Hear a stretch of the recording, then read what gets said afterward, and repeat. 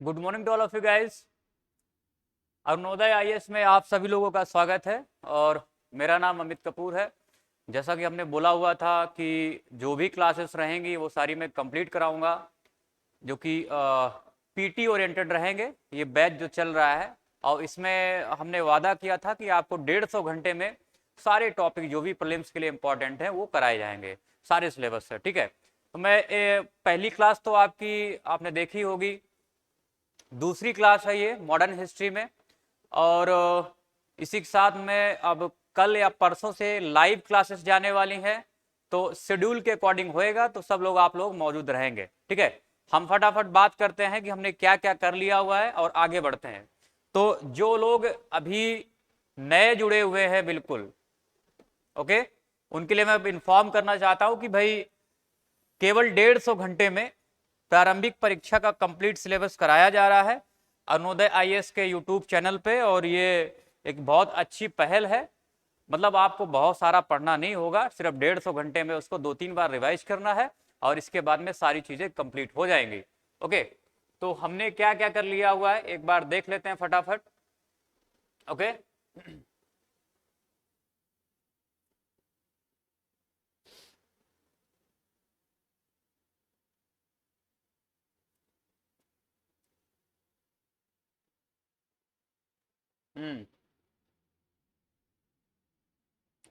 चलो भाई स्टार्ट कर देते हैं।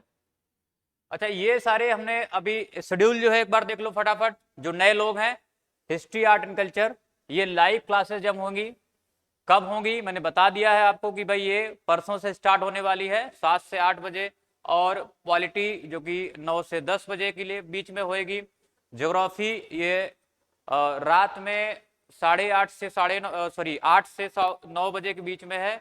इकोनॉमी जो है वो 3 से 4 बजे के बीच में होएंगी। ठीक है, और इन्वायरमेंट ये भी आपकी क्लासेस जो है वो 5 बजे से 6 बजे के बीच में होंगी। हमने क्या क्या कर लिया है, हमने और जो हम जो टॉपिक कर रहे हैं वो क्या है, आधुनिक भारत का इतिहास। ठीक है, इस पे हम लोग चर्चा कर रहे हैं।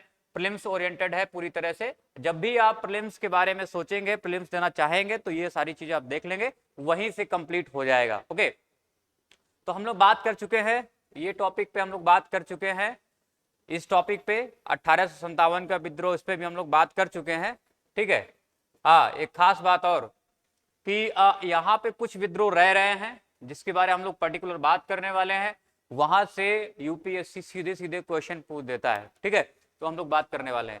फिर इसके बाद में आज हम टॉपिक कवर करेंगे धार्मिक एवं सामाजिक सुधार आंदोलन। ठीक है, और यहीं पे हम लोग ब्रेक करेंगे। फिर इसके बाद में नेक्स्ट क्लास में जो लाइव क्लासेस जाएंगी यहाँ से जाएंगी। हाँ, तो इस तरह से ये सिलेबस आपका चलेगा। तो हमने ये सारा कुछ करा लिया हुआ है। ओके, ये सारे मुद्दों पे बात हो चुकी है। ये सारा कैसे टेबल जो है रटनी है, कैसे याद करनी है, वो हमने बता दिया था आपको, क्योंकि ये यूपीएससी में फैक्ट भी आजकल पूछे जा रहे हैं। ठीक है, तो ये सारी चर्चाएं हमने कर ली हुई हैं। और आज जो हम लोग बात करने वाले हैं, किस पे बात करने वाले हैं, ये विद्रोह। ठीक है, हमारी क्लास यहाँ से स्टार्ट होएगी। संथाल विद्रोह, फिर बहावी की हम लोग बात कर लेंगे। हाँ, ये क्यों कर रहे हैं आपको हमने पहले बता चुके हैं कि भाई ये यहाँ से पर्टिकुलर क्वेश्चन पूछे जाते हैं। मोपला विद्रोह है, और इसके बाद में ये पाबना विद्रोह है और अलीगढ़ विद्रोह। एक दो और विद्रोह रहेंगे, उसकी भी हम लोग बात कर लेंगे, क्योंकि स्टेट पीसेस में भी पूछे जाते हैं क्वेश्चन। ठीक है, तो हम लोग बात करते हैं एक एक करके। सबसे पहले संथाल विद्रोह। ठीक है, तो संथाल विद्रोह में क्या क्या है, क्वेश्चन कहां से पूछा जा सकता है। हो सकता है कि स्टेट पीसीएस में आपको यहां से पूछे, लेकिन यूपीएससी में यहां से पूछेगा कि इसका महत्व क्या है और कारण क्या रहे थे। ठीक है, तो हम लोग बात करने वाले हैं यहां से। अच्छा, संथाल परगना जो है एक तरह से आप देखेंगे झारखंड और बंगाल के सीमावर्ती क्षेत्रों के जो पर्वतीय इलाके थे, मानभूम, बड़ा भूम, सिंहभूम, मिदनापुर और हजारीबाग, बंकुआ क्षेत्र को, इसको मिला के क्या करा यहाँ पे, ये संथाल जो है ये जनजातियां यहाँ पे रहा करती है, एक समुदाय कह सकते हैं आप। ठीक है, ये झारखंड और बंगाल का सीमावर्ती पहाड़ी क्षेत्र था। ओके, अब यहाँ पे इसके विद्रोह के कारण क्या थे। हुआ क्या था कि ये लोग बहुत आराम से रह रहे थे और बहुत अच्छी इनकी जमीन थी। ठीक है, फिर इसके बाद में क्या हुआ कि ये स्थायी बंदोबस्त आता है, और यहां से आप देखेंगे संथालों के हाथ से खुद की जमीन जो है वो निकल जाती है। अब वो करते क्या है, भाई वहां पे आप देखेंगे राजमहल की पहाड़ियों में रहने लगते हैं, जाके साफ सफाई कर लेते हैं वहां के पूरा जंगल की साफ करके। या पहले तो अच्छी जगह रहते थे, लेकिन बाद में जब ये स्थायी बंदोबस्त आया तो वो कहाँ चले गए, राजमहल की पहाड़ियों पर चले गए। तो वहां पे इन्होंने क्या है, एक कृषि योग्य भूमि का निर्माण किया, जिसको क्या बोला जाता है, क्वेश्चन पूछा गया है भाई, यूपीएससी में भी पूछा गया है और स्टेट पीसीएस में भी पूछा जाता है।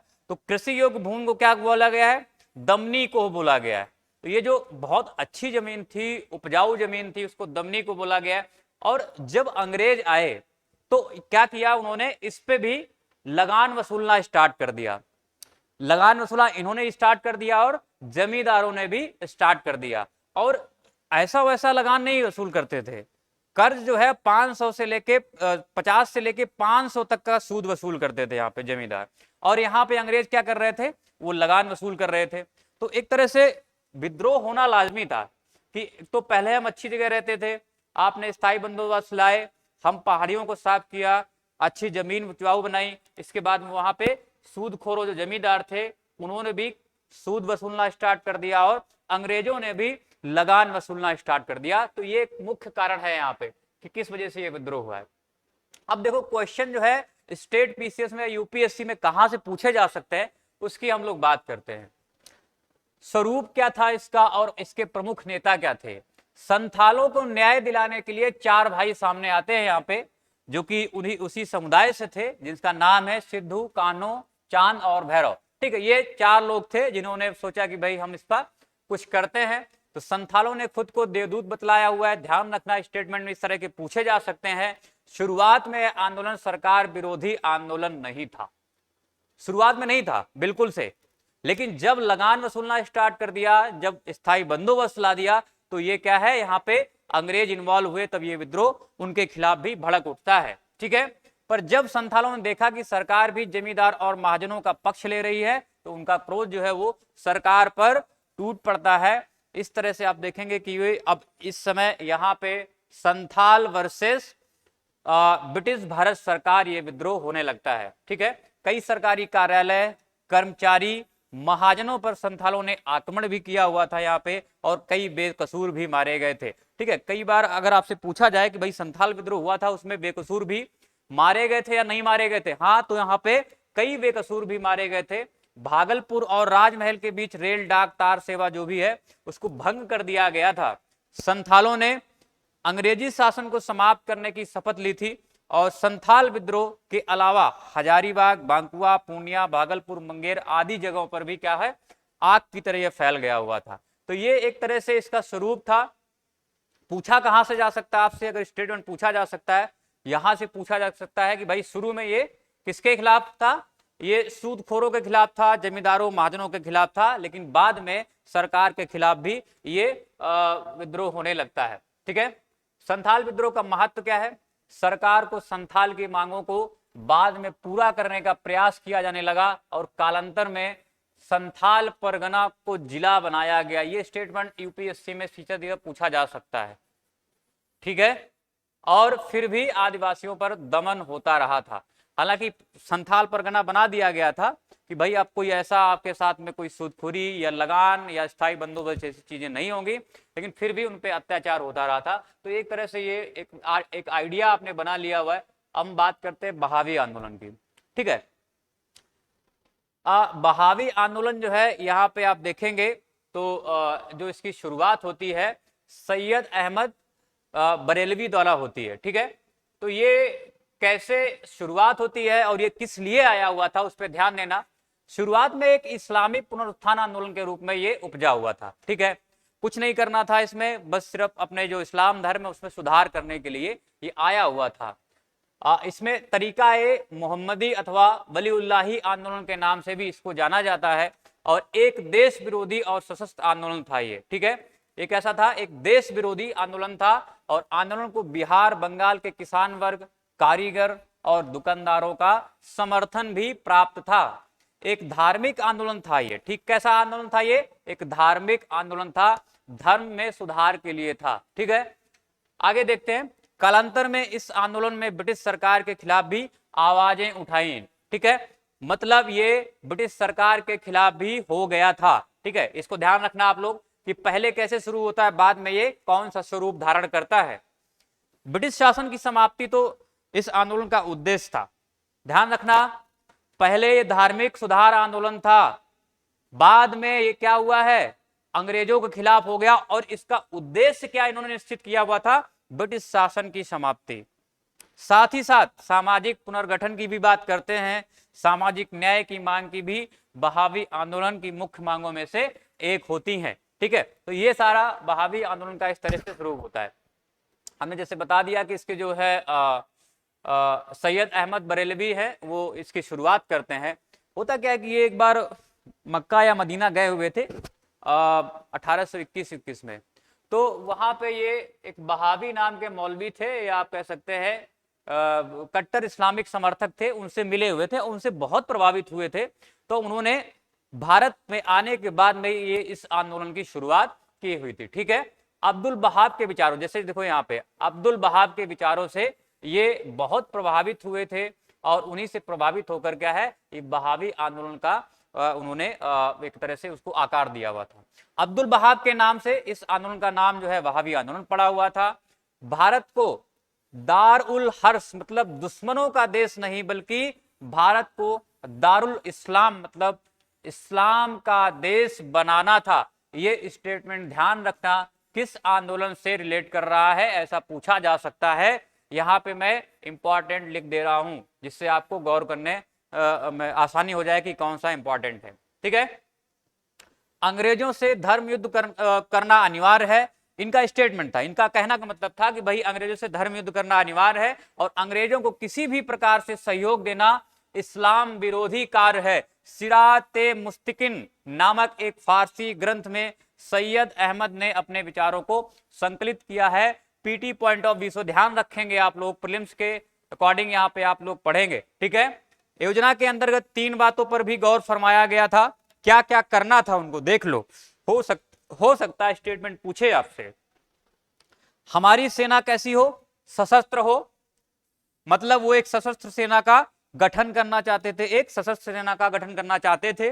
भारत के हर कोने में उचित नेता को चुनना जो कि इसको लीड कर सके। हाँ, तो एक उचित नेता को चुनना, और जिहाद के लिए भारत में ऐसी जगह चुनना जहां मुस्लिम अधिक संख्या में रहते हों, ताकि बहावी आंदोलन जोर शोर से पूरे देश में वो फैले। ठीक है, तो ये इस तरह से एक तरह से आप कह सकते हैं इनके कार्य हैं, और ये किस तरह से प्रोग्रेस कर रहा है। कबाली इलाके में सिथाना इनका केंद्र बना हुआ था, और भारत के सभी मुस्लिम बहुल नगरों में स्थानीय कार्यालय खोले गए थे। देख लो यहाँ पे सभी मुस्लिम बहुल नगरों में इसके स्थानीय कार्यालय थे। बंगाल प्रेसिडेंसी के लिए कलकत्ता को चुना गया था, तो मतलब ये कलकत्ता में भी गया हुआ था। घूम रहा है, ध्यान देना कैसे कैसे ये इधर उधर घूम रहा है। ठीक है, तो पहले कहां पे, सिथाना में, फिर इसके आप देखेंगे कि बंगाल प्रेसिडेंसी में कलकत्ता को चुना गया था, और 1826 ईस्वी में यह आंदोलन सक्रिय हुआ था। इसमें लगभग 3000 समर्थक थे। इसके साथ ये पेशावर भी गया हुआ था, और वहां एक स्वतंत्र शासन की इसने स्थापना भी की थी। पॉइंट इसको नोट किया जाए, ठीक है, इस पॉइंट को नोट किया जाए कि ये कहां पे पहुंचा हुआ था, और इसने एक स्वतंत्र शासन की स्थापना करी थी। ठीक है, बाद में केंद्र को बदलकर सिथाना, जो कि आप देख रहे हैं 4 सद्दा पाकिस्तान में, इसको स्थापित किया गया हुआ था।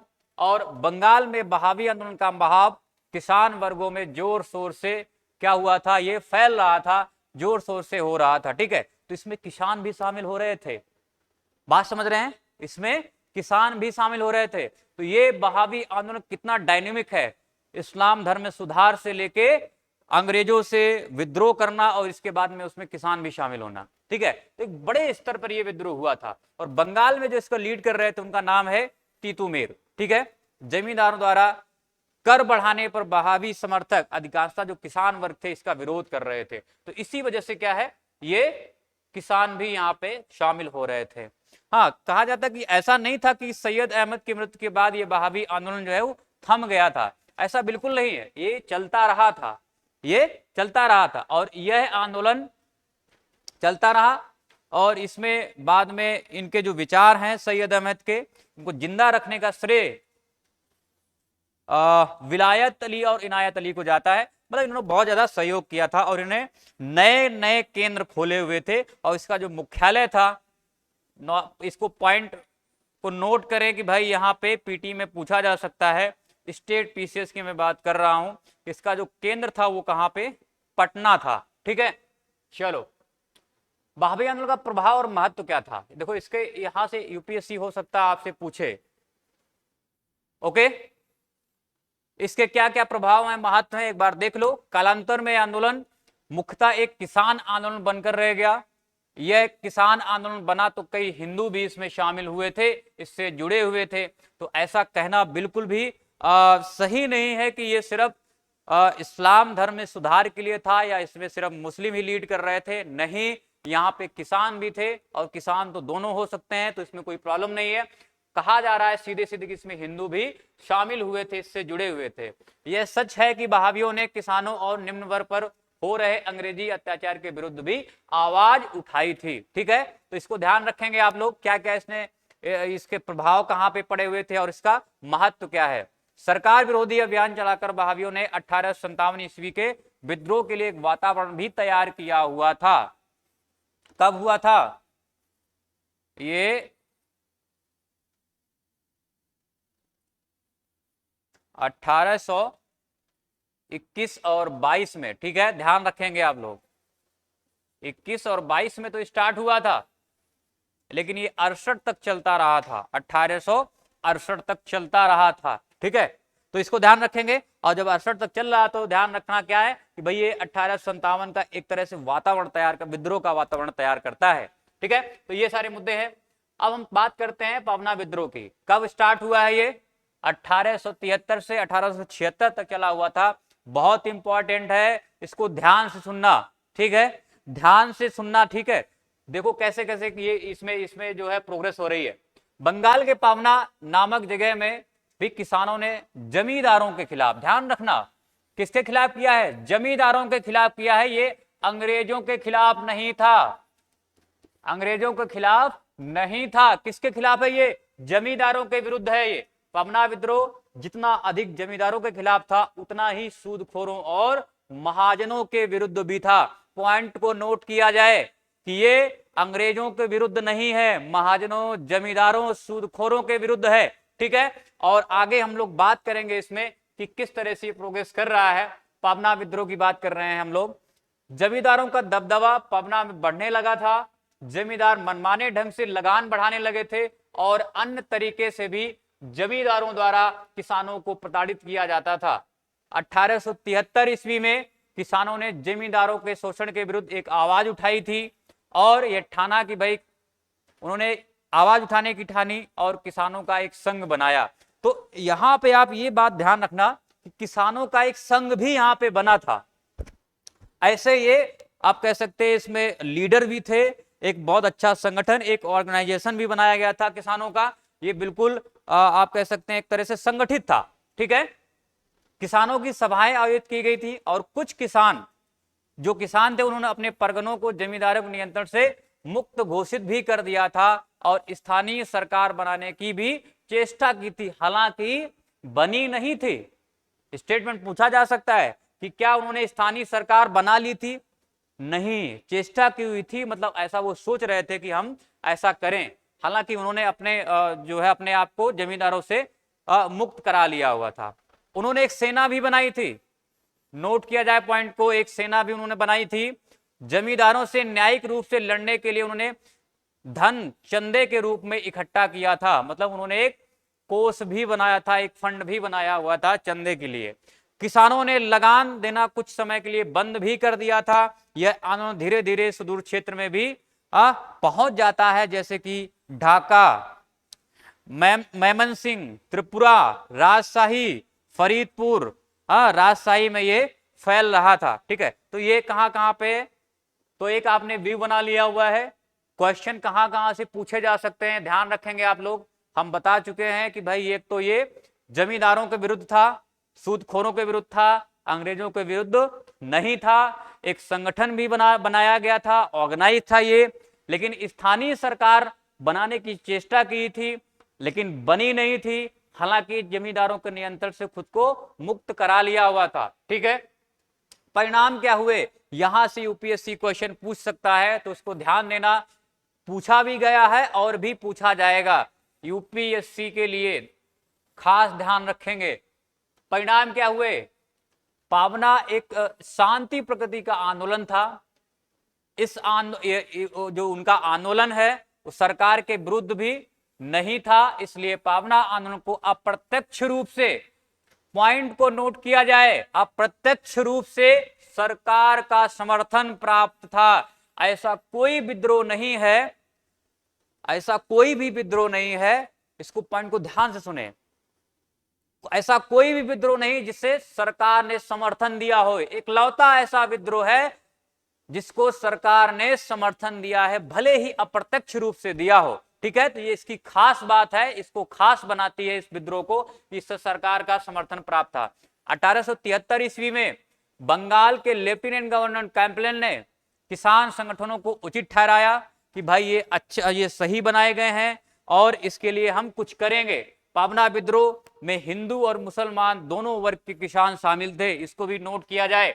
पावना आंदोलन के नेता भी दोनों समुदाय के लोग थे, जैसे ईशान चंद्र राय, शंभू पाल और खुदी मल्लाह। ठीक है, तो हिंदू और मुस्लिम दोनों इसमें जो है बराबर हिस्सेदारी कर रहे थे। तो खास बातें क्या इससे निकल के आई, एक तो सरकार समर्थन कर रही थी और यहाँ पे हिंदू मुस्लिम दोनों शामिल थे।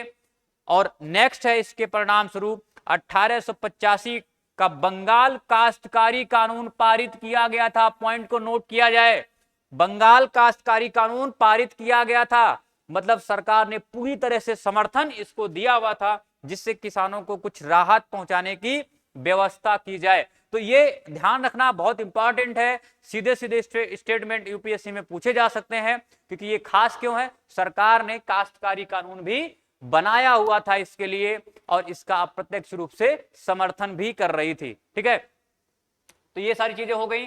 अब बात करते हैं मोपला विद्रोह। देखो शुरू में क्या है, मोपला विद्रोह बहुत पहले से चल रहा था, लेकिन एक बहुत बड़ा विद्रोह जब होता है वो कब होता है, 1921 में होता है। ठीक है, कब होता है ये, 1921 में ये अपना विकराल रूप जो है धारण करता है। ओके, तो हम लोग फटाफट देख लेते हैं कैसे शुरू होता, कहां से होता है शुरू। मोपला जो है ये देखो कहां से शुरू होता है, ध्यान देंगे फटाफट। मद्रास प्रेसिडेंसी के मालावर में मोपला का विद्रोह हुआ, जिसे मालावर विद्रोह कहा जाता है। ठीक है, इसको हम लोग कहते हैं। कहां पे है, मोपलाओं का एक समूह कहां पे रहता था, ये मद्रास प्रेसिडेंसी के मालावर क्षेत्र में ये लोग निवास करते थे। और मालावर एक मुस्लिम बहुल संख्यक जो है वो इलाका था। अब आप समझ गए होंगे जो मोपला है वो कैसे हैं, मुस्लिम है। ठीक है, मुस्लिम किसान आप कह सकते हैं, मजदूर कह सकते हैं, ये मुसलमान मोपला के नाम से जाने जाते थे, जैसे हमने आपको बता दिया हुआ है अभी।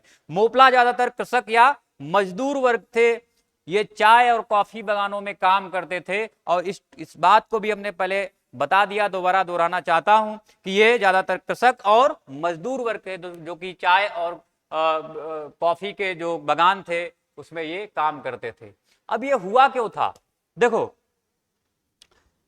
ये एक तो जो हिंदू जमींदार थे उनके खिलाफ भड़का हुआ था, और भड़का क्यों हुआ था वो हम अभी रीजन आपको बताने वाले हैं। ठीक है, मोपला विदेशी शासन, हिंदू जमींदार और साहूकारों से पीड़ित लोगों ने ये किया हुआ था। ठीक है, जो इनसे विदेशी शासन से, जमींदारों से और साहूकारों से पीड़ित थे वही मोपला है यहाँ पे, और ये मुस्लिम लोग हैं। ठीक है, 19वीं और 20वीं शताब्दी में मोपलाओं ने बार बार विरोध किया और आक्रोश प्रकट किया हुआ था। मैंने बताया हुआ है आपको कि ये 19वीं शताब्दी और 20वीं शताब्दी के बीच में भी घटित हुआ है, लेकिन इसने विकराल रूप कब धारण किया हुआ है, 1921 में धारण किया हुआ है। ठीक है, 57 के पूर्व मोपलाओं के करीब 22 आंदोलन हुए हैं। ठीक है, और देख लो यहाँ पे हमने डेट भी लिख रखी है, कब कब हुए, 1882 से 85, 96, इसके बाद में जो विकराल रूप धारण किया, देख लें आप डेट आ गई है यहाँ पे कि वो 1921 में एक बहुत बड़ा आंदोलन होता है। 1870 में सरकार ने मालावर में मोपलाओं द्वारा बार बार विरोध की विवेचना करने के लिए एक समिति का गठन भी किया था, इस समिति का निर्माण भी किया हुआ था। और इस समिति की रिपोर्ट में कुछ बातें सामने आई थी कि भाई इन विरोधों का कारण किसानों को जमीन से बेदखल करना है, ठीक है, जमीन से बेदखल करना है। लगान में मनमाने ढंग से वृद्धि भी की गई थी। तो ये 2-3 कारण यहां पे बनते हैं, ठीक है। बात समझ आ गई? तो फोकस करेंगे फटाफट। विद्रोह की प्रकृति कैसी थी? मोपलाओं के खिलाफ किसानों का मोपला के किसानों का आंदोलन हिंसात्मक था। ध्यान देंगे, पॉइंट को नोट किया जाए, पॉइंट को नोट किया जाए। ये कैसा आंदोलन है? हिंसात्मक है, ठीक है। हिंसा हो रही है खूब, जमींदारों के घरों में धावा बोला जा रहा है, धन लूटे जा रहे हैं, हत्याएं की जा रही हैं और मंदिरों की भी संपत्ति लूटी गई थी, ठीक है। तो ये हिंसात्मक था, ये कोई शांति प्रकृति का आंदोलन नहीं था। सरकार ने अपनी तरफ से मोपला विद्रोह को नियंत्रित करने के लिए बल का भी प्रयोग किया था, ठीक है। यहाँ पे दमन की नीति भी अपनाई गई थी अंग्रेजों द्वारा। मोपलाओं को अपने आंदोलन में कुछ बड़े किसानों का भी सहयोग मिला हुआ था। जो विद्रोह 1921 में हुआ वो बहुत व्यापक था, जैसा कि मैं बार बार बोल रहा हूं कि कई बार हुआ है ऐसा, 22 बार ऐसा घटित हुआ, लेकिन 1921 में जो हुआ वो बहुत व्यापक स्तर पर भी विद्रोह फैलता है। इसकी प्रकृति जो है वो हिंसात्मक होती है। इस विद्रोह को दबाने के लिए तो सरकार को सेना की मदद भी लेनी पड़ी हुई थी, मतलब बहुत बड़े स्तर पर यह विद्रोह हुआ था, ठीक है। अलीगढ़ विद्रोह, इसके जनक कौन है? इसके जनक हैं सर सैयद अहमद खां, और यह आंदोलन सर सैयद अहमद खां के नेतृत्व में शुरू हुआ था। 18 समाज सुधार और आधुनिक शिक्षा, वैज्ञानिक और तकनीकी विकास पर जोर। यहां पे ध्यान देना, अलीगढ़ आंदोलन कभी आपसे अगर यूपीएससी पूछ दे घुमा घुमा के, तो क्या ध्यान देंगे यहाँ पे? ये इस्लाम में सुधार के लिए नहीं था, ये पाश्चात्य शिक्षा और संस्कृति या जो सब्जेक्ट है वहां पे आप देख रहे हैं, यहाँ पे तकनीकी विकास की बात करता है, समाज सुधार की भी बात करता है और आधुनिक शिक्षा की बात करता है, वैज्ञानिक शिक्षा की बात करता है, तकनीकी विकास की बात करता है, ठीक है। तो यहाँ पे इसका अलग डायमेंशन मिलेगा। आपने जितने भी और भी आंदोलन देखे होंगे जो मुस्लिमों की तरफ से स्टार्ट किए गए थे, उसमें इस्लाम में सुधार के लिए बात करता है। लेकिन यहाँ पे आप देख रहे हैं जो अलीगढ़ आंदोलन है वो आधुनिक शिक्षा, वैज्ञानिक तकनीकी विकास पर जोर देता है। 1857 के विद्रोह में सैयद अहमद खां अंग्रेजों के प्रति वफादार रहे थे, लेकिन बाद में आप देखेंगे कि कुछ अनबन होती है। तो इससे पहले की हम बात करें, 1857 के पहले की बात करें, तो वहां पे सैयद अहमद खां वो भारत के प्रति, हिंदुस्तान के प्रति बहुत लॉयल थे, लेकिन 1857 की क्रांति में वो अंग्रेजों का साथ दे रहे थे, ठीक है। और इसके बाद में उनको लगातार उनकी ऐसी ही मनोदशा बनी हुई थी कि वो अंग्रेजों का ही साथ दे रहे थे। और जब कहते हैं कि 1985 में कांग्रेस का गठन होता है, तो वहां पे भी वो विरोध जैसे भावनाएं अपनी प्रकट करते हैं, ठीक है। वो हम बाद में देखेंगे जब कांग्रेस की बात करेंगे, ठीक है। चलो, उनकी पुस्तक को ध्यान से देखा जाए और सुना जाए। असबाब ए गदर ने उन्होंने यह प्रमाणित किया था कि प्रमाणित करने की चेष्टा की थी कि 1857 का विद्रोह मुसलमानों द्वारा संचालित नहीं था। उनकी किताब को बस ध्यान रखा जाए कि किताब कौन सी है, नाम ध्यान रखेंगे, असबाब ए गदर। क्या नाम है? असबाब ए गदर उनकी किताब का नाम है। और कंपनी सरकार की सेवा उन्होंने 1837 ईस्वी में स्वीकार कर ली थी। तो ऑब्वियस सी बात है कुछ ना कुछ तो जो है वफादारी दिखानी ही पड़ेगी, ठीक है। नेक्स्ट देखते हैं हम लोग। कंपनी सरकार के प्रति वफादार रहने के लिए उपलक्ष्य में उन्हें सर की उपाधि दी गई थी, ठीक है। सर सैयद अहमद खां उनको बोला जाता था, ओके। सर सैयद अहमद खां राष्ट्रवादी थे और वो हिंदू मुस्लिम एकता के समर्थक भी थे। शुरू की मैं बात कर रहा हूं, हिंदू मुस्लिम एकता के समर्थक की बात कर रहा हूं मैं। शुरू में बिल्कुल वो क्या कर रहे थे? हिंदू मुस्लिम एकता के समर्थक थे, लेकिन बाद में जैसा कि आप देख रहे हैं कि 1857 के विद्रोह में वो अंग्रेजों के प्रति वफादार रहे थे। और हिंदू मुस्लिम को भारत माता की आंखों के दो तारे मानते थे, एक दूसरे के विरोध को वो विनाश का परिचायक मानते थे, ठीक है। तो पहले तो वो ठीक रहते हैं, लेकिन बाद में 1857 के बाद की हम बात करें तो वो अंग्रेजों के वफादार रहते हैं। नींव कैसे पड़ी है?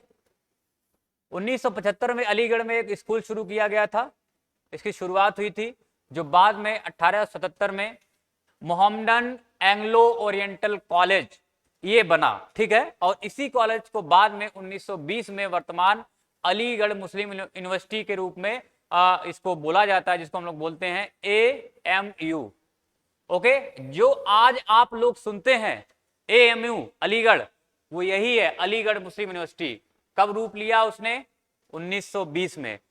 मुसलमानों के बीच अंग्रेजी शिक्षा का प्रचार किया गया था। कांग्रेस के विरोध में सर सैयद अहमद खां ने 1986 में मुस्लिम शिक्षा सम्मेलन, ध्यान रखना, पॉइंट को नोट किया जाए, मुस्लिम शिक्षा सम्मेलन नामक एक संस्था की स्थापना की हुई थी। स्टेटमेंट यूपीएससी में सीधे सीधे पूछा जा सकता है, जिसका एकमात्र उद्देश्य था मुसलमानों को कांग्रेस से अलग रखना, ठीक है। बनारस के राजा शिव प्रसाद सितारे हिंद के सहयोग से सैयद अहमद खान ने यूनाइटेड पेट्रियोटिक एसोसिएशन, इसको भी नोट किया जाए, यूनाइटेड पेट्रियोटिक एसोसिएशन की स्थापना भी की थी, ठीक है। तो कहां पे आपको ध्यान रखना है? नंबर 1, नंबर 2 और नंबर 3, ठीक है, इसको ध्यान रखेंगे। हाँ, स्टेट पीसेस वाले यहां पे ध्यान रखेंगे कि ये जो है इसकी स्थापना कब हुई थी AMU की, ठीक है। चलो, 1993 में मुस्लिम एंग्लो ओरिएंटल सुरक्षा परिषद की भी स्थापना हुई थी, ठीक है। और इस परिषद का लक्ष्य क्या था? इस परिषद का लक्ष्य था मुसलमानों सरकार के प्रति वफादार रखना, मुसलमानों को सरकार के प्रति वफादार रखना और ब्रिटिश शासन को सुदृढ़ करना, अंग्रेजों के सहयोग से मुसलमानों के लिए अधिकार प्राप्त करना, ठीक है। अलीगढ़ मुसलमानों का गढ़ बन गया हुआ था और मुसलमानों को सांप्रदायिकता का पाठ पढ़ाने वालों में बैंक, मॉरिस और आर्चवाल्ड जैसे अंग्रेज प्रचारों की बहुत बड़ी भूमिका थी, क्योंकि वो AMU में आके पढ़ा रहे थे। तो सांप्रदायिकता के बीच जो है वो अंग्रेज लोग क्या कर रहे थे? बो रहे थे आके। तो कहाँ के प्रोफेसर थे ये? AMU में, अलीगढ़ मुस्लिम यूनिवर्सिटी में ये पढ़ाते थे और वहीं से सांप्रदायिकता के बीज बोते जा रहे थे, ठीक है। नेक्स्ट देखते हैं, अलीगढ़ आंदोलन ने भारत में सांप्रदायिकता को विकसित किया हुआ था। ये बहुत बड़ा मुद्दा बनता है, ठीक है, ये बहुत बड़ा मुद्दा बनता है और इसके बाद में सांप्रदायिकता का बहुत ज्यादा विकास होता है। इस पे मैं एक पर्टिकुलर एक क्लास लूंगा, सांप्रदायिकता का विकास कैसे कैसे हो रहा है। ओके, बिरसा मुंडा आंदोलन पूछा गया है क्वेश्चन, फिर से संभावना है, फटाफट देख लो कब स्टार्ट होता है। 1899 से 1900 तक चलता है। शुरू कहां से करते हैं हम लोग? यहां से कि 1857 ईस्वी के बाद मुंडाओं ने सरदार आंदोलन चलाया हुआ था। सरदार आंदोलन जो एक शांति प्रकृति का आंदोलन था, स्थिति में कोई खास परिवर्तन नहीं आया। किसकी स्थिति में? अंग्रेजों की स्थिति में कोई खास परिवर्तन नहीं आया। फिर बाद में यही आंदोलन हिंसक और उग्र हो जाता है और यह आंदोलन आर्थिक, राजनीतिक परिवर्तन, धार्मिक पुनरुत्थान जैसे विभिन्न उद्देश्यों को प्राप्त करने की भी इच्छा रखता है। आर्थिक उद्देश्य था दिकू जमींदार। दिकू मतलब क्या है? गैर आदिवासी जमींदार, मतलब जो आदिवासी क्षेत्र जो उनके बीच से नहीं थे। ध्यान रखना, पॉइंट को नोट किया जाए। दिकू का मतलब क्या है? गैर आदिवासी जमींदार, मतलब जो उनके समुदाय से नहीं थे, कोई बाहरी लोग थे, उनको दिकू कहा गया है। तो दिकू जमींदारों द्वारा हथियाए गए आदिवासियों कर मुक्त भूमि को वापस कराना। तो एक तरह से क्या है, जो बाहरी लोग आए थे इनके समुदाय में, उनकी जमीन छीन रहे थे, तो उसको मुक्त कराने के लिए ये आंदोलन स्टार्ट किया गया हुआ था। तो इस पॉइंट को हमेशा ध्यान रखना। दिकू को क्या बोला जाता है? जो बाहरी लोग थे, उनके समुदाय के नहीं थे, उनको दिकू कहा गया है। और सभी ब्रिटिश अधिकारियों और ईसाई मिशनरियों को, आप ध्यान रखेंगे, मिशनरियों को अपने क्षेत्र से बाहर निकालने का यहाँ है, इन्होंने एक तरह से ये आंदोलन किया हुआ था। परिणाम क्या हुआ? आदिवासियों को इस आंदोलन से तत्काल कोई लाभ प्राप्त नहीं हुआ, परंतु सरकार को उसकी गंभीरता, जो उनकी गंभीर स्थिति पर विचार करने के लिए बाध्य होना पड़ा। और इस पॉइंट को नोट किया जाए, इस पॉइंट को नोट किया जाए कि आदिवासियों की जमीन का सर्वे करवाया गया था और 1908 ईस्वी में ही छोटा नागपुर काश्तकारी कानून पारित हुआ था। पॉइंट को नोट किया जाए, मैं फिर से बोल रहा हूं, पॉइंट को नोट किया जाए। इसके परिणाम क्या हुए थे? 1908 में ही छोटा नागपुर काश्तकारी कानून पारित किया गया था और मुंडाओं को जमीन संबंधित कई अधिकार भी मिले थे, बेकारी से उन्हें मुक्ति मिली थी और मुंडा समुदाय आज भी बिरसा मुंडा को भगवान की तरह मानता है। ठीक है, बात समझ आ गई? तो ये मुख्य मुख्य बातें थी। नेक्स्ट हम लोग देखते हैं, एक नया टॉपिक है, इस पे हम लोग बात करने वाले हैं। और देखो यहां से तमाम सारे क्वेश्चन आते हैं। ओके,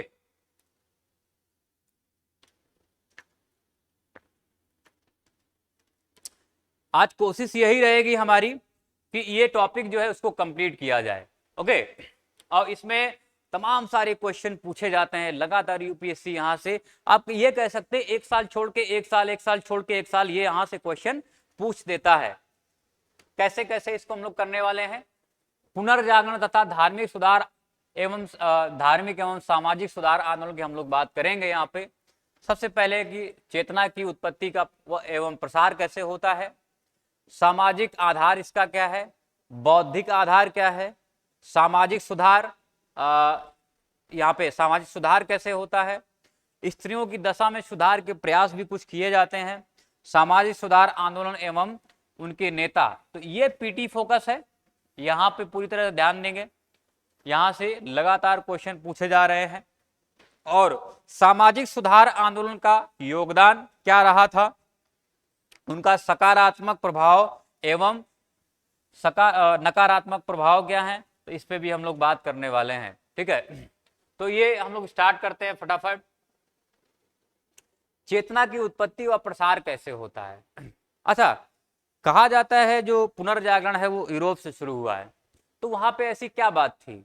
वहां पे तो आप देखते थे कि अच्छा वहां पे कुछ खेल ऐसे होते थे कि लड़ाइयाँ हुआ करती थी, राजा महाराजा वहां पे देखा करते थे और तमाम भीड़ लगती थी। और फिर ऐसे जगह पे पुनर्जागरण कैसे हुआ? उनको लगा कि अब ये जो खेल है ना मरने मारने वाला, और लड़ते थे आपस में, लड़वाते थे, जब तक किसी को मार नहीं दिया जाता था तब तक वो लड़ते थे। और जिसमें कोई दूसरा मर जाता था, जो मारता था वो जीत जाता था, तो वो खुशी मनाता था। तो ऐसी जगह है ये सारी चीजें क्यों हो रही हैं, उसके तमाम सारे रीजन है हम लोग जानने वाले हैं कि वहीं यूरोप में ही पुनर्जागरण क्यों हुआ, क्योंकि वो मौत का खेल भी खेलते थे वहां पे। इसके बाद भी पुनर्जागरण वहां पे कैसे हुआ? ठीक है, तो कहा जाता है कि भाई किसी भी चीज की हद होती है, इसके बाद में वहां पे पुनर्जागरण जैसी चीजें होने लगती है, लोग सुधरने लगते हैं। ठीक है, उत्पत्ति एवं प्रसार कैसे होता है? 18वीं शताब्दी में यूरोप में एक नवीन बौद्धिक लहर चली, जिसके फलस्वरूप जागृति के एक नए युग का सूत्रपात होता है। तर्कवाद और अन्वेषण की भावना ने यूरोपीय समाज को प्रगति प्रदान कर दी थी कि ठीक है भाई, अब मरना मारना बहुत हो गया, अब हमें तर्कवाद और अन्वेषण, कुछ तरह से खोज, कुछ आविष्कार किए जाएं। भारत का एक नवीन पाश्चात्य शिक्षित वर्ग भी तर्कवाद, विज्ञानवाद और मानववाद से प्रभावित था, कुछ किताबें पढ़ता था। तमाम सारे ऐसे थिंकर्स हैं यूरोप में जो समाज सुधार के लिए काम कर रहे थे, पुनर्जागरण के लिए कार्य कर रहे थे। भारतीय पाश्चात्य जो शिक्षित वर्ग था वो भी इन किताबों को पढ़ रहा था, उनके विचारों को जान रहा था, तो वो भी सोच रहा था कि कुछ तर्कवाद जैसी या विज्ञानवाद या मानववाद जैसी चीजें आए, तो ये लोग बहुत प्रभावित हुए थे। ठीक है, पाश्चात्य शिक्षित भारतीयों ने इस नव ज्ञान से प्रभावित होकर सामाजिक एवं धार्मिक कार्य का प्रसार जो है वो कार्य प्रारंभ किया हुआ था। तर्कवाद और नव चेतना के इस आधार पर परिवर्तन की जो प्रक्रिया प्रारंभ हुई उसे पुनर्जागरण की संज्ञा दी गई है। ठीक है, कोई नई चेतना, तर्कवाद जैसे मुद्दे अगर यहाँ पे आते हैं तो उसको ही हम लोग बोलते हैं पुनर्जागरण। ठीक है, नेक्स्ट देखते हैं हम लोग, पुनर्जागरण की प्रक्रिया में पुरातनवादी मान्यताओं एवं विश्वासों पर प्रहार किए गए, कुरीतियों का परित्याग किया गया था। यहाँ पे सती प्रथा है और बाल विवाह, ये सारे हटा गए, बहुपत्नी विवाह, ये तमाम सारी कुरीतियां जो हैं उनका परित्याग किया गया था और नव ज्ञान एवं नई मान्यताओं को अपनाने पर बल दिया गया हुआ था। ठीक है, 19वीं शताब्दी की बात करें तो यहाँ पे भारतीय समाज धार्मिक अंधविश्वासों और सामाजिक प्रवृत्तियों से जकड़ा हुआ था। हिंदू समाज बुराइयों, बर्बरता एवं अंधविश्वासों से ओतप्रोत था। ठीक है, तो ये तमाम सारे मुद्दे यहाँ पे देखेंगे। कर्मकांड और निरर्थक धार्मिक तत्व की सहायता से वर्चस्व की स्थापना करने की बात कही गई थी, और इसी के आधार पर जो जन सामान्य है उनके मन मस्तिष्क पर अपना प्रभुत्व स्थापित करने की बात करते थे। भारतीय सामाजिक व्यवस्था का दयनीय होना, इसी के साथ ये जब चीजें रहेंगी तो ऑब्वियस सी बात है कि भारतीय सामाजिक व्यवस्था दयनीय स्थिति में पहुंच जाएगी, और समाज में सबसे निम्न वर्ग था वो स्त्रियों का था, महिलाओं का था। लड़की का जन्म अपशगुन माना जाता था और उसका विवाह बोझ और वैधव्य श्राप समझा जाता था। जन्म के पश्चात महिलाओं की हत्या, वैवाहिक जीवन अत्यंत दयनीय और संघर्षपूर्ण था। सती प्रथा, तो ये तमाम सारे मुद्दे जो हैं ये आप मेंस में भी यूज कर सकते हैं, लेकिन इसको हमने फटाफट बता दिया है आपको एक व्यू बनाने के लिए। ठीक है, तो ये तमाम सारी कुरीतियां फैली हुई थी, इस वजह से पुनर्जागरण अति आवश्यक था। ओके, नेक्स्ट हम लोग बात करते हैं, यहाँ पे जाति प्रथा एक सामाजिक बुराई की तरह था। ठीक है, ये तो पूरी तरह से मेंस का है, और हम लोग पीटी की तरफ चलते हैं। हम लोग इसको मैं विस्तार से बताऊंगा, हम लोग पीटी की तरफ चलते हैं, प्रीलिम्स की तरफ कहां कहां से चीजें हो रही हैं। ठीक है, तो ये सामाजिक आधार इसका क्या था, बौद्धिक आधार क्या था, ये हम बाद में देखेंगे। पहले हम लोग प्रीलिम्स की तरफ चलते हैं, पीटी फोकस जो है। ठीक है, यहां से हम शुरू करते हैं।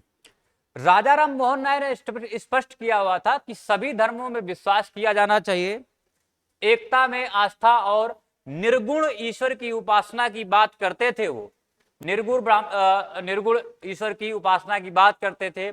जाति प्रथा में अविश्वास ही सर्व प्रमुख कारक है। ठीक है, तो ये सारी बातें वो करते थे। स्वामी विवेकानंद के भी धार्मिक विचार अत्यधिक प्रगतिशील एवं भारतीय परिस्थितियों के अनुरूप थे। ठीक है, तो यहाँ पे कई ऐसे नेता हैं जो कि समाज सुधार करना चाहते हैं, सामाजिक सुधार करना चाहते हैं। ठीक है, आगे हम लोग चलते हैं। यहाँ पे सामाजिक सुधार कैसे कैसे हो रहा है इसकी हम लोग बात करेंगे बाद में।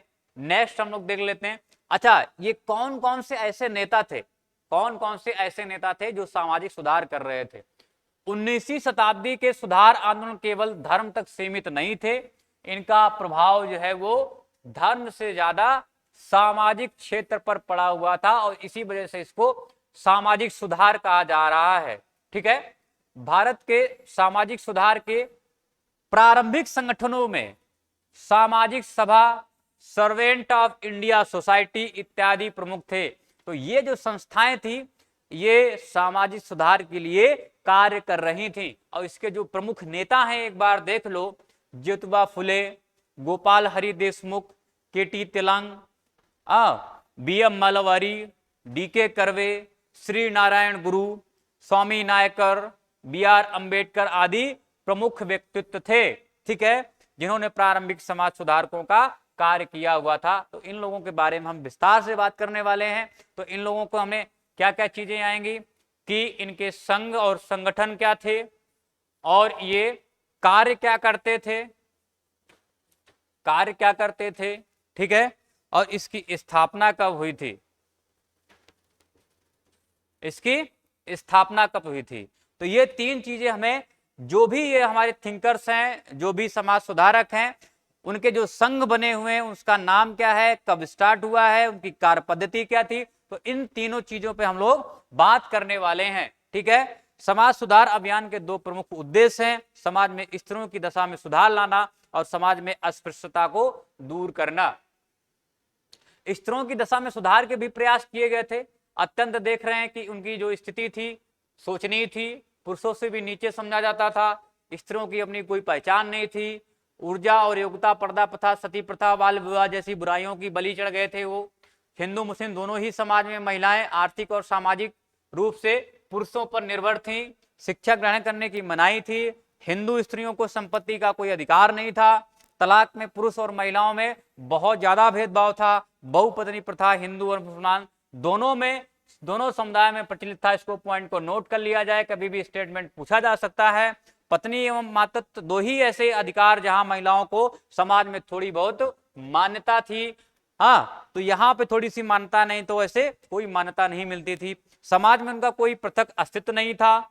हाँ, वो अपने पति और अपने भाई और अपने पिता से जानी जाती थी, उनका कोई पृथक अस्तित्व नहीं था। गतिविधियां एवं क्रियाकलापों का निर्धारण पुरुषों द्वारा ही होता था। तो ये तमाम सारी जो है इतनी दयनीय स्थिति आप देख रहे हैं महिलाओं की थी वहां पे, तो ये समाज सुधार होना बहुत ही आवश्यक था। ओके, कुछ यहाँ पे एक्ट बनाए गए, हम लोग फटाफट देख लेते हैं।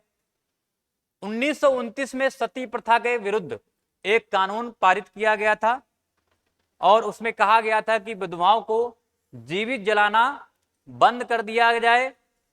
और यह प्रयास जो है राजा राम मोहन राय ने किया हुआ था कि भाई ऐसा कोई एक्ट पारित किया जाए जिससे सती प्रथा जो है उसको बैन किया जा सके। तो 1829 में ये एक्ट बना हुआ था और यह नियम बंगाल में पहले लागू हुआ था। कहाँ लागू हुआ है? ये बंगाल में पहले लागू हुआ है 1830 में, फिर यह मद्रास और बंबई में भी लागू हुआ है। तो कभी पूछा जाए स्टेटमेंट, क्या यह सिर्फ बंगाल में ही लागू था? नहीं, ये मद्रास और बंबई में भी लागू हुआ था। कब हुआ है? 1 साल बाद। 1856 में ईश्वरचंद्र विद्यासागर के प्रयासों द्वारा हिंदू विधवा पुनर्विवाह अधिनियम भी बना हुआ था। कब बना हुआ है? 1856 में। 1856 में किसके प्रयास से? ईश्वरचंद्र विद्यासागर के प्रयास से। तो अब यहाँ पे जो विधवाओं का विवाह होता था उसको वैध मान लिया गया था और उनसे होने वाले बच्चे भी वैध थे, ठीक है, लीगल थे वो। ओके, 1872 में नेटिव मैरिज एक्ट पारित करके बाल विवाह को भी रोकने का प्रयास किया गया था, हालांकि उतना सफल नहीं हुआ था। कब पारित हुआ है? 1872 में। हरविलास शारदा के अथक प्रयासों से 1930 में एक शारदा एक्ट पारित किया गया था। यह शारदा एक्ट किस वजह से था, क्यों लाया गया था? इसमें लड़का और लड़की दोनों की विवाह की जो आयु है उसको बढ़ाया गया था, निर्धारित किया गया था, एक स्टैंडर्ड यहाँ पे डिफाइन किया गया था कि भाई इतना होना चाहिए।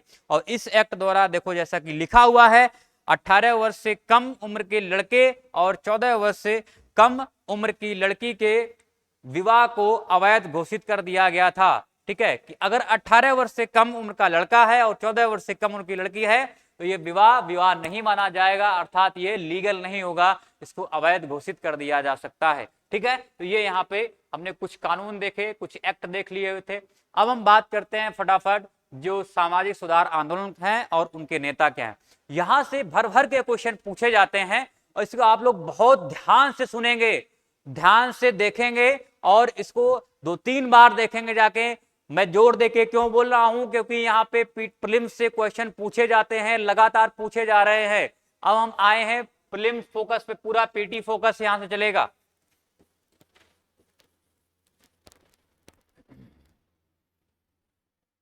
ओके, चलो। राजा राम मोहन राय और ब्रह्म समाज की स्थापना, ठीक है, यहां से भी लगातार क्वेश्चन पूछे जा रहे हैं और पूछे जाएंगे। राजा राम मोहन राय द्वारा ब्रह्म सभा की स्थापना, पहले शुरू में ब्रह्म सभा थी, ध्यान रखना, ब्रह्म समाज नहीं था।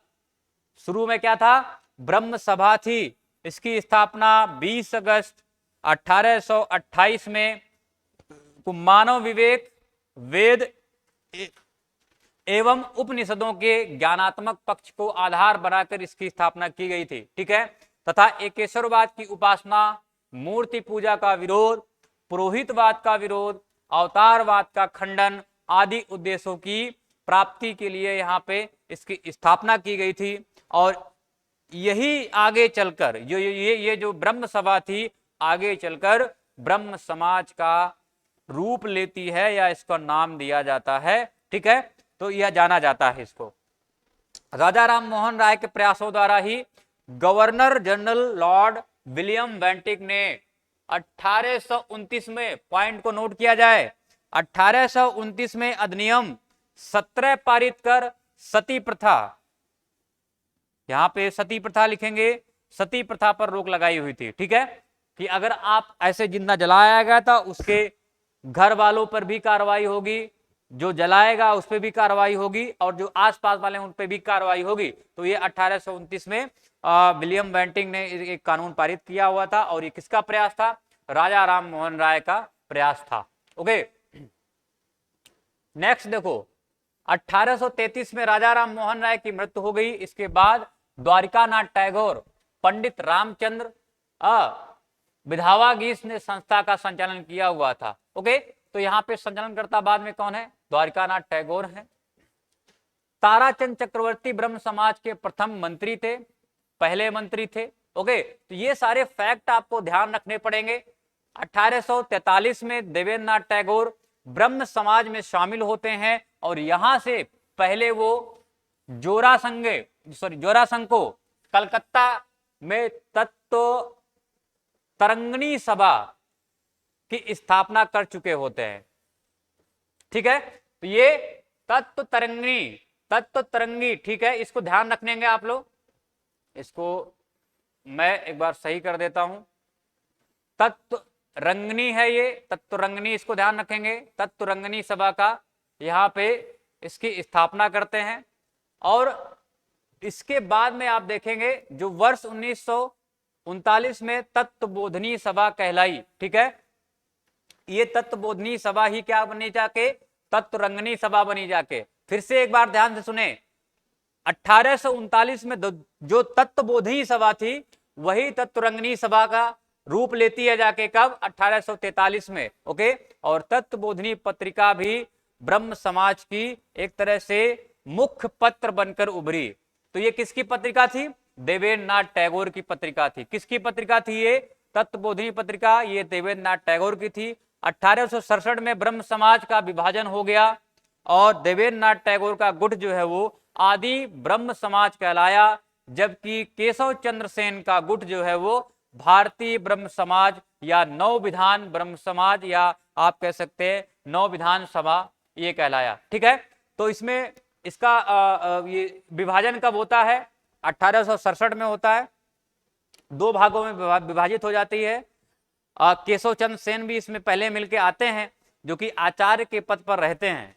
केशव चंद्र सेन जो है आचार्य के पद पर नियुक्त होते हैं, लेकिन बाद में देवेंद्रनाथ टैगोर के साथ में कुछ अनबन होती है और जब ये अनबन होती है तो ये जो ब्रह्म समाज है ये दो गुटों में विभाजित हो जाता है। एक बन जाता है आदि ब्रह्म समाज और दूसरा जो है वो भारतीय ब्रह्म समाज या नव विधान ब्रह्म समाज जैसी स्थापना यहाँ पे हो जाती है।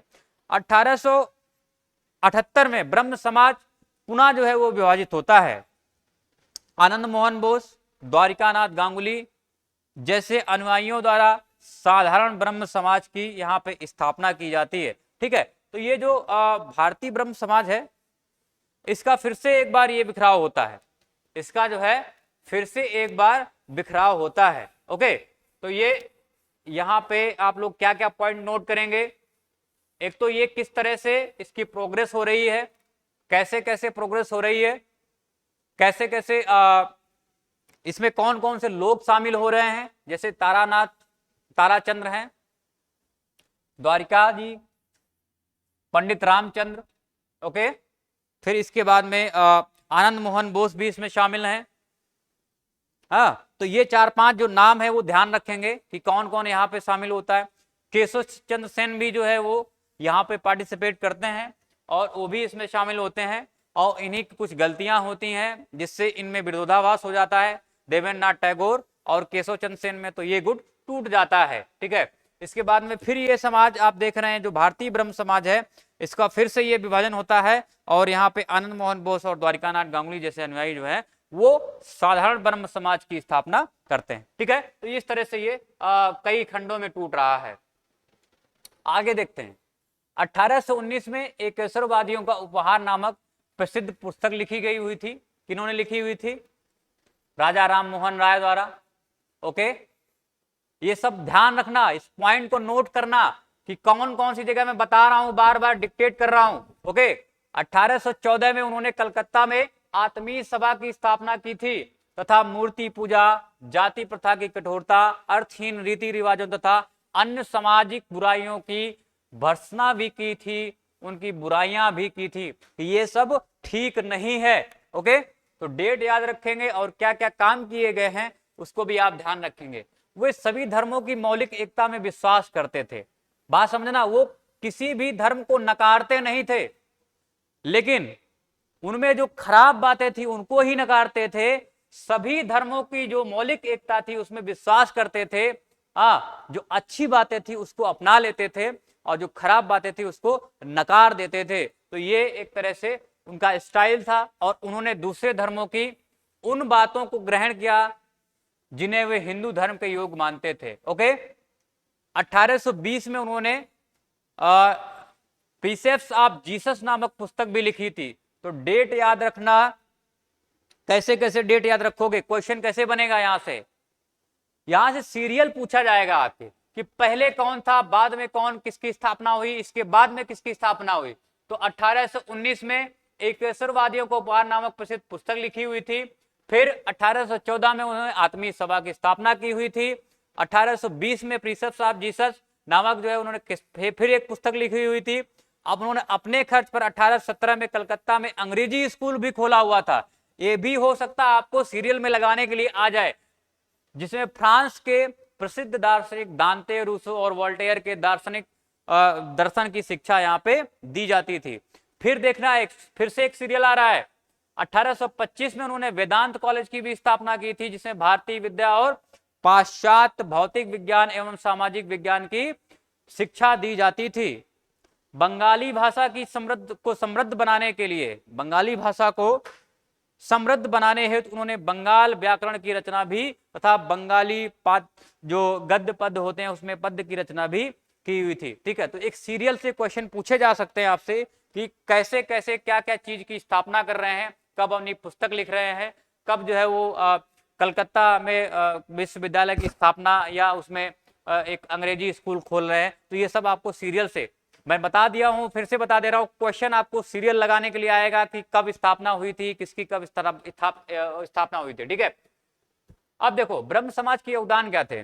बहुदेववाद एवं मूर्ति पूजा का विरोध, बहुपत्नी प्रथा एवं सती प्रथा का विरोध, विधवा विवाह का समर्थन एवं बाल विवाह का विरोध, नैतिकता पर बल, कर्म फल में विश्वास, सर्वधर्म संभाव, निर्गुण ब्रह्म की उपासना। ठीक है, धार्मिक पुस्तकों, पुरुषों और वस्तुओं की सर्वोच्चता में अविश्वास। ध्यान, इसको पॉइंट को नोट किया जाए। धार्मिक पुस्तक हो या पुरुष हो या वस्तु, उनकी सर्वोच्चता हमेशा में क्या वो नकारते थे, उसमें अविश्वास जताते थे। छुआछूत, अंधविश्वास, जातिगत भेदभाव का विरोध करते थे। बंगाल एवं अंग्रेजी शिक्षा के प्रचार प्रसार को समर्थन। यहां पे ध्यान से सुनना, यहां से क्वेश्चन पूछा जा सकता है, 100% क्वेश्चन पूछा जा सकता है। मैं लिख भी देता हूं यहां पे 100% क्वेश्चन यहां से पूछा जा सकता है कि क्या क्या वो एक्सेप्ट करता है और क्या क्या नकारता है।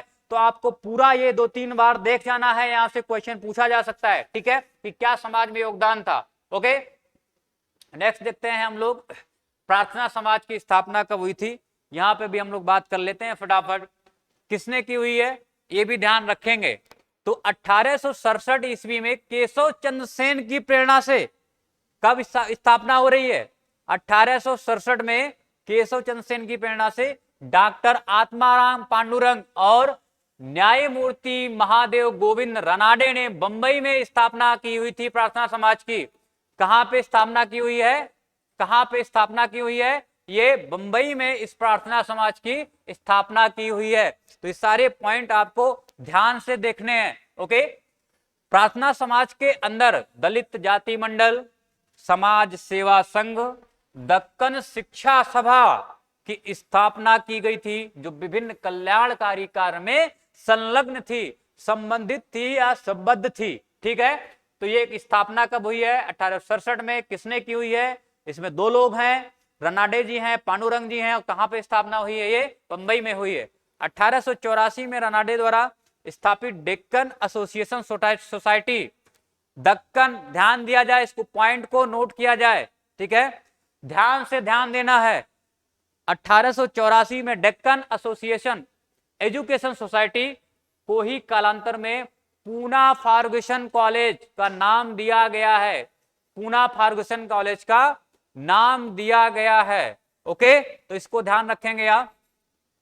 नेक्स्ट हम लोग चलते हैं, ब्रह्म समाज के समान यह भी एक बौद्धिक एकतावादी संगठन था। ठीक है, मतलब ये कह सकते हैं कि ये ब्रह्म समाज के तर्ज पर ही बना हुआ था, वैसा ही कुछ कार्य कर रहा था। ठीक है, ओके। इसने सामाजिक सुधारों की अपेक्षा सामाजिक सुधारों पर अधिक बल दिया हुआ था। ठीक है, धार्मिक सुधारों की अपेक्षा क्या किया हुआ था इसने, सामाजिक सुधारों पर ज्यादा बल दिया हुआ था।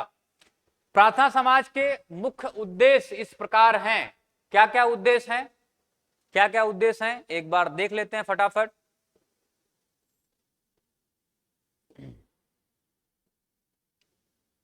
जाति व्यवस्था को अस्वीकृत कर दिया था, स्त्री शिक्षा को प्रोत्साहन दिया हुआ था, विधवा पुनर्विवाह को प्रोत्साहन दिया हुआ था, लड़के और लड़की दोनों की विवाह की आयु में वृद्धि की हुई थी।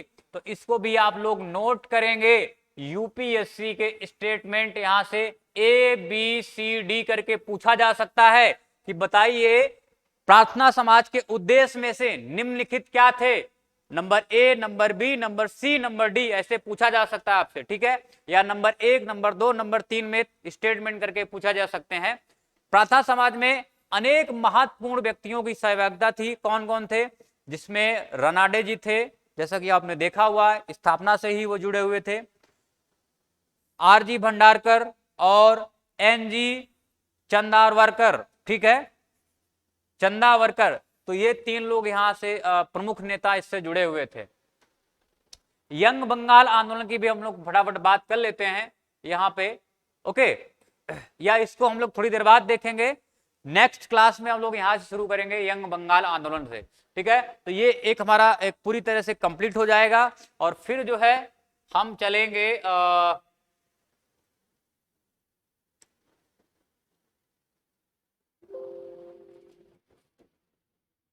फिर हम लोग कहां चलेंगे, एक बार देख लेते हैं फटाफट। ये देख लो,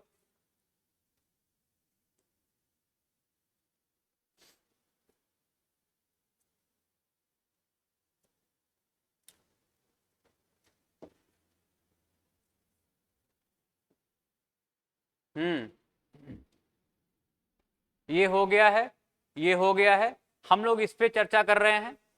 तो हम जब इस बार अब की बार जो क्लास होगी हमारी, तो हम इसको भी कर लेंगे और इसको भी लपेटे में ले लेंगे। तो ये दोनों टॉपिक हमारे कंप्लीट हो जाएंगे, और फिर हमारे जो मेन टॉपिक हैं, जहां से बहुत सारे क्वेश्चन पूछे जाते हैं 1905 से लेके 1947 के बीच से, इसमें गांधी जी का भी आगमन हो जाता है, और गरम दल और नरम दल जैसी जो एक तरह से विचारधाराएं हैं, वो भी हमको यहाँ पे देखने को मिलेंगे। ठीक है, तो इसको आप लोग देखते रहिए, और इसके बाद में हम लोग चर्चा करेंगे इसके आगे मुद्दों पर। ये आपको होप की है क्लियर हो गया होगा सारा। ओके, चलो ठीक है, थैंक यू। और इसको आप लोग देखते रहिए, एक बार नहीं, 2 बार 3 बार इसी से क्वेश्चन आएंगे। ठीक है, इससे बाहर कोई क्वेश्चन नहीं आएगा। इसको आप देखते रहिए और दूसरों को भी शेयर करते रहिए। थैंक यू, फिर मिलते हैं।